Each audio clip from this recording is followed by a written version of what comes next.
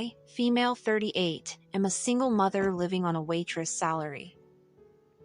Times are tough right now, and due to unforeseen circumstances, I've had to move in with my sister for the past couple months. It's not an ideal situation, but I'm doing my best. I have an ex-husband, male 40, who is emotionally abusive, hence the divorce. We share custody of my incredible son, let's call him Roman, 13, who has been so understanding of our financial situation, even at his age. I love him more than I love myself. He is kind and intelligent. He stole my ex-husband's face, unfortunately, so he's beautiful.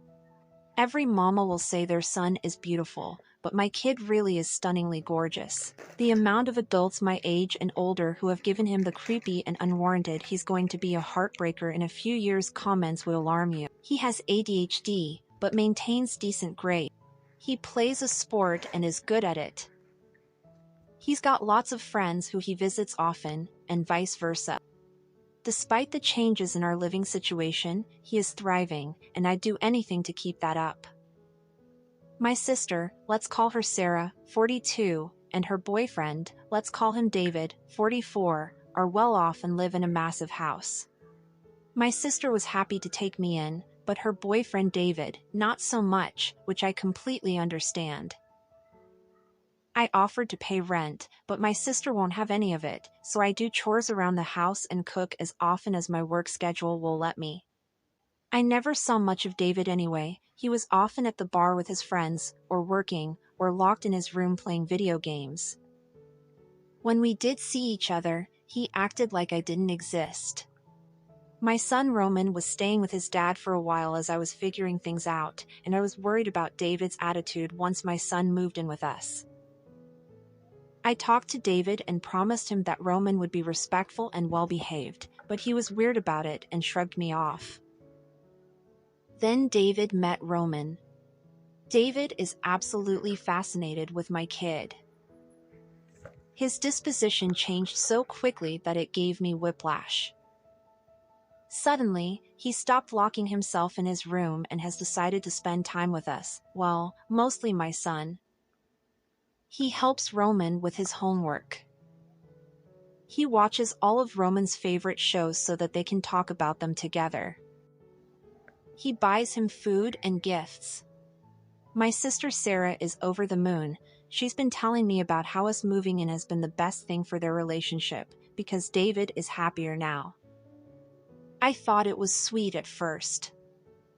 But in the back of my head, I think something more nefarious could be going on.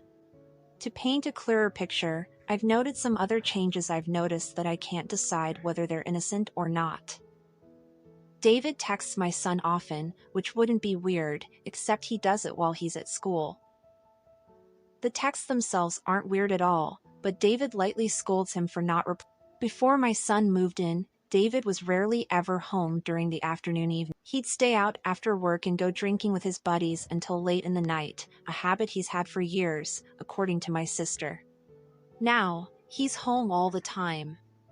He gets home before Roman gets off the bus, around 3:15 p.m. if he's not at practice, and stays home all day, even offering to babysit while I'm working through the evening. He still drinks, just in the house. Last Wednesday, I woke up to use the bathroom during the middle of the night. To get to the bathroom, you have to pass by my son's room. I was surprised to see that the door was closed all the way, since Roman always likes it open because his room gets hot at night. Also, he has been staying up late texting his friends lately, which has caused him to sleep through his alarm and miss the bus some days.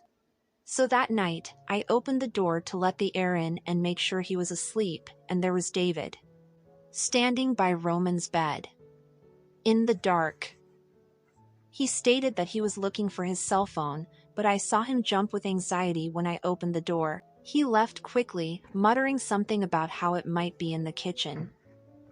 Why would his phone be in my son's room? And why was the door closed? David offers to drive my son everywhere he needs to go. Only him. School, if he misses the bus, practice, his friends' houses. This is the same man who wouldn't lift a finger for me until my son moved in. It's been incredibly helpful since I'm not home often, but a part of me wonders if he's doing it for the wrong reasons. I caught David doing Roman's laundry, resulting in a few articles of clothing going missing. This one irritated me because I make my son do his own laundry. I asked him not do this, but his excuse is that he is trying to save water. I don't know how to fight him on this, since it's his house. I am terrified to bring this up to my sister. Am I reading into things too much? Am I silly for worrying that he might have ulterior motives? If I tell my sister and she gets angry and there's nothing going on, she'll kick us out and we'll be homeless. Update: I'd like to clarify a few things. I did not let my child in David's car after the bedroom incident. I would never do that. After this occurrence, tied with the laundry situation, I began to take note of David's behavior, which was when I started putting the pieces together. I came to Reddit shortly after, and here we are, unfortunately. Third, I'd like to address a couple questions I've seen. David is not on any sex offender registry. By saving water, David meant that he combines loads of laundry, meaning that he'll do his laundry and Roman's laundry in the same load. The laundry that I've seen go missing are mostly socks, which is typical, even when Roman was doing his own laundry. But then, Roman told me that he was missing a couple shirts and a pair of underwear. That alarmed me, since this only happened once David started doing his laundry. Massive red flag. The text between really are innocent, David asking him what he wants for dinner, what time he should pick him up, discussing shows they've been watching.